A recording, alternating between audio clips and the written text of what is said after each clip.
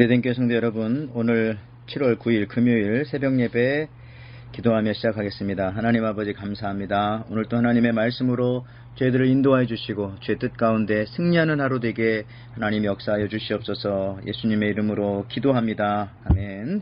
오늘 말씀은 출애굽기 36장 8절에서 38절에 있는 말씀입니다.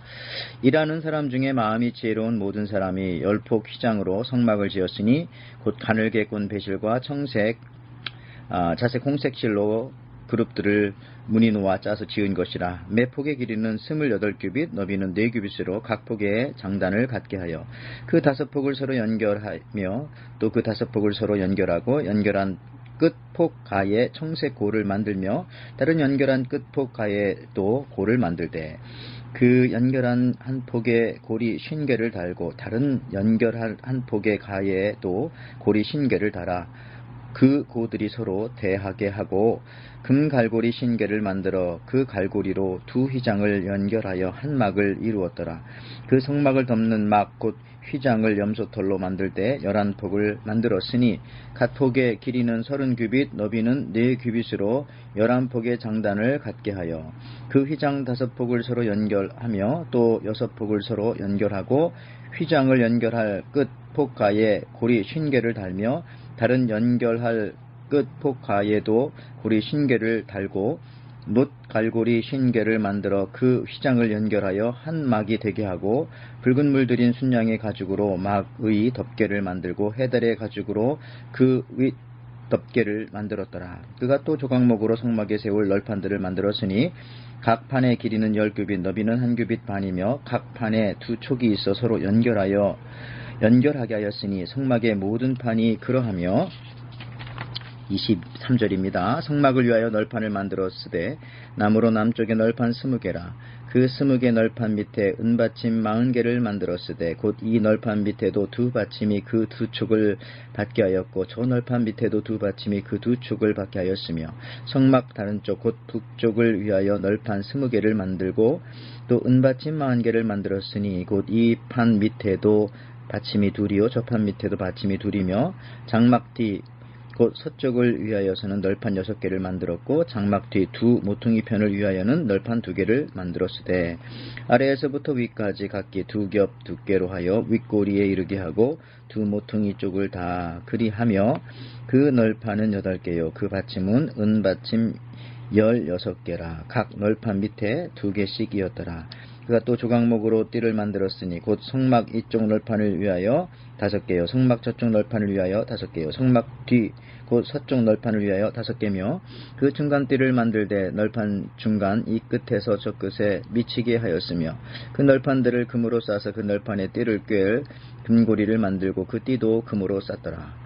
그가 또 청색, 자색, 홍색 실과 가늘게 꼰 배실로 휘장을 짜고 그 위에 그룹들을 정교하게 수놓고 조각목으로 4 기둥을 만들어 금으로 쌌으며 그 갈고리는 금으로 기둥의 4 받침은 은으로 부어 만들었으며 정색, 자색, 홍색 실과 가늘게 꼰 배실로 수놓아 장막문을 위하여 휘장을 만들고 휘장문의 기둥 5과 그 갈고리를 만들고 기둥머리와 그 기름대를 금으로 쌌으며 그 5 받침은 놋이었더라.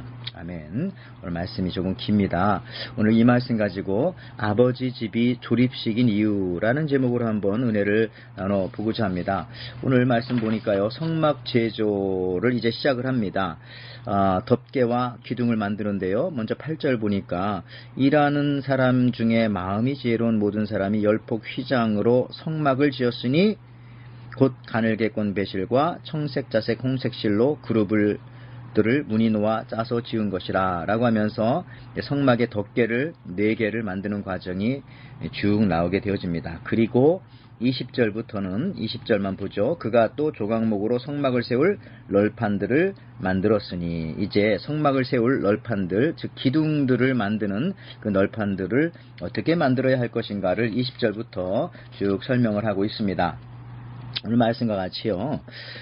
이 부살렐과 오홀리압은 마음이 지혜롭고 성령이 충만한 사람들을 이제 동원하여서 성막을 만들기 시작합니다. 이들은 백성이 드린 자원하여 넘치는 이 예물을 사용해서 만들기 시작합니다. 앞서 말씀드린 것처럼 8절부터 이제 첫 번째 이제 천막을 만들기 시작한 덮개를 만들기 시작하는데요. 첫 번째 덮개는 청색, 자색, 홍색 배실로 짜서 그룹 모양으로 수를 놓았어요. 그룹이라는 것은 날개 달린 천사를 의미합니다. 그래서 10폭짜리 천막을 만들어서 지붕을 덮습니다.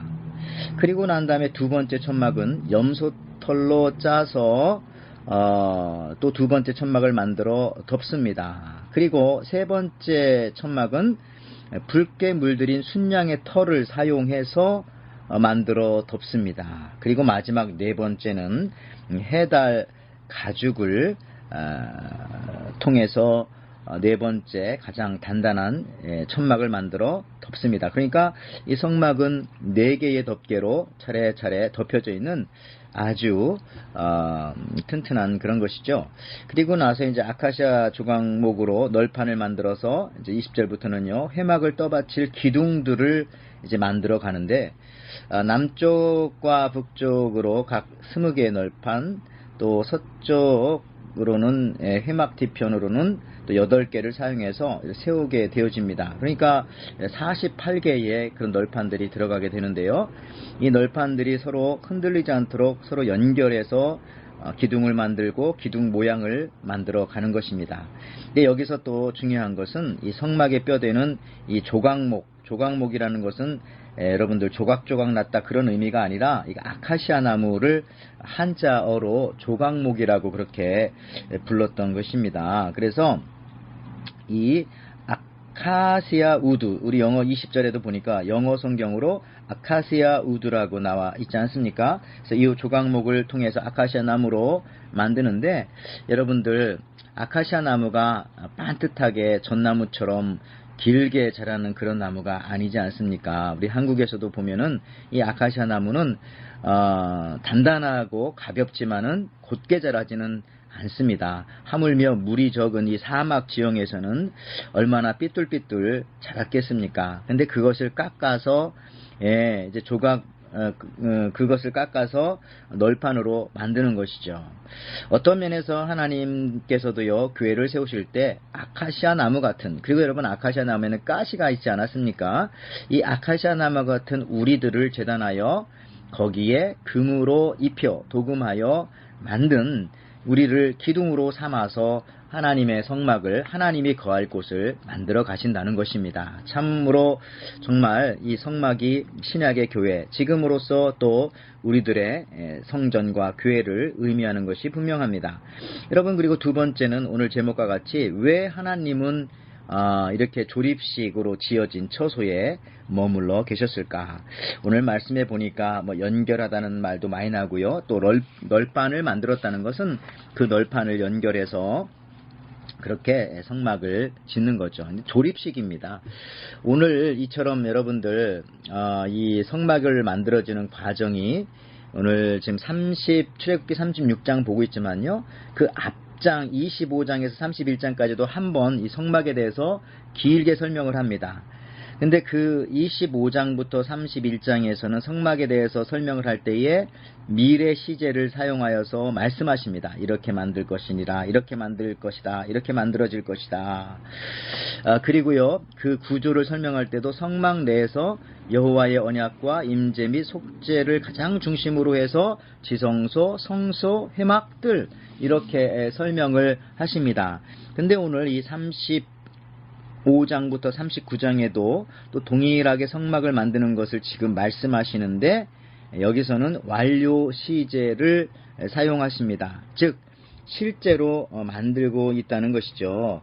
그리고 그 관점도 직공들이 성막을 건축하는 순서에 따라 성막으로부터 회막으로, 그리고 회막 안의 지성소와 성소를 언급한 다음에 성막 뜰의 기구들과 성막 전체 울타리 순으로 그렇게 언급을 하십니다. 여러분, 이처럼 최대한 만드는 사람, 또 만들 사람, 또 듣는 사람의 입장에서 하나님께서 설명을 해 주시는 것이죠.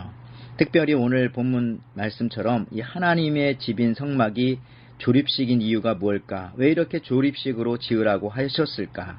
여러분, 조립식은 웅장하게 지을 수는 없다고 하지 않습니까? 여러분, 생명의 삶 옆에 예화에도 나오지만 조립식은 웅장하게 지을 수가 없어요. 근데 감히 하나님의 집인데 어떻게 조립식으로 짓나? 여러분, 아버지 집을 지어드릴 때 조립식으로 짓고 싶습니까?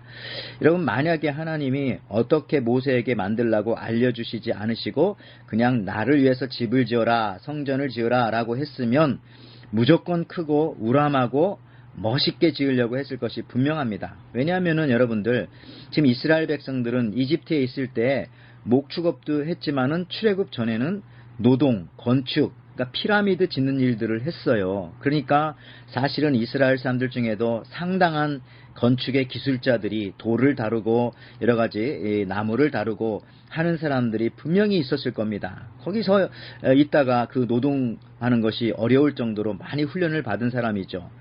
하나님께서 그것을 미리 알고 그러셨을까요? 소박하지만 정교하게 자원하여 마음을 다하여 사랑으로 지으라고 하시면서 매우 작게, 그죠? 여러분, 250만 명이 모여 있는데 그 중심에 하나님의 집은 8평밖에는 되지 않습니다. 이것이 바로 하나님이 거하는 처소를 상징했던 것이죠. 그리고 조립식이라는 이 의미는 뭡니까? 조립식으로 집을 짓는 이유는 첫째, 하나님이 이스라엘 백성과 함께 하겠다는 겁니다. 어디로 가든지 내가 너희를 따라가겠다. 물론 이스라엘 백성이 하나님을 따라가는 것이 맞습니다. 그런데 어린아이들과 같아서 그들은 아직 여기저기 막 움직여 다니거든요. 아직 철이 들지 않았어요. 그러니까 하나님께서 너희가 어느 곳에 가든지 나도 너희와 함께 하겠다라는 의미로 조립식으로 지으라고 그렇게 설계도를 주시지 않았을까 생각합니다. 여러분들, 금송아지 사건 이후에 하나님은 이스라엘 백성에게 천사를 보내어 길을 인도하지만 내가 너희와 함께 가지는 않겠다라고 모세에게 분명히 말했습니다. 그러자 모세는 하는 말이, 하나님, 여호와 하나님, 다른 건 다 소용이 없습니다. 하나님이 함께 가셔야 합니다. 천사가 아니라 그 무엇을 준다 하여도, 가나안 땅이라 하여도 하나님이 우리와 함께 가셔야 합니다. 이렇게 고백을 했어요. 이 말을 듣고 하나님이 얼마나 좋으셨을까요? 그런데 사실은 여러분들, 모세가 걱정하지 않아도 되었을 것은 무엇이냐? 하나님께서 성막을 만드는 설계도를 모세에게 주었을 때 아마 모세는 눈치챘을 것입니다. 이것이 조립식이네? 그렇다면 하나님이 우리와 함께 가신다는 뜻이구나. 여러분, 그렇습니다. 하나님의 집인 성막이 조립식인 이유는 하나님이 우리와 늘 함께 하시겠다는 하나님의 블루프린트, 설계도, 구상도, 계획이었던 겁니다. 하나님의 원래 계획이었던 겁니다. 여러분, 믿으시기 바랍니다. 하나님은 우리가 어디로 가든지 우리와 함께 하십니다. 여러분, 이 믿음만 있다면 두려움은 사라지고 평안 가운데 주의를 담대히 오늘 또 말씀 전하며 전도하며 또 하나님의 뜻을 이루며 살아가시리라 믿습니다. 그런 승리하는 오늘 하루가 되시기를 주님의 이름으로 축원을 드립니다. 아멘.